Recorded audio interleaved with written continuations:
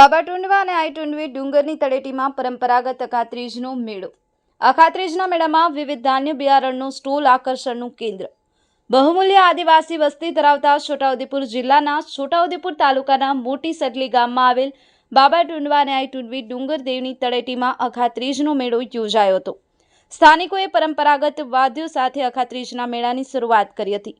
મધ્યપ્રદેશ અને ગુજરાત રાજ્યોમાં દેશી અને વિવિધ ધાન્ય પાકોના બિયારણોનું ઉત્પાદન કરતા ધરતીપુત્ર દ્વારા લુપ્ત થતા ધાન્ય પાકોનો સ્ટોલ લગાવવામાં આવ્યો હતો।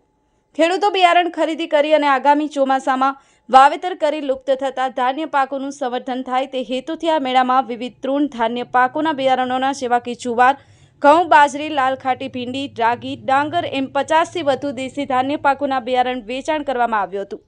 મોટી સંખ્યામાં સ્થાનિકોએ વિવિધ ધાન્ય પાકના બિયારણ ખરીદી નવા વર્ષે વાવણી કરીની તૈયારી બતાવી હતી। એક નજર છોટાઉદેપુર રમેશ સત્યની સાથે।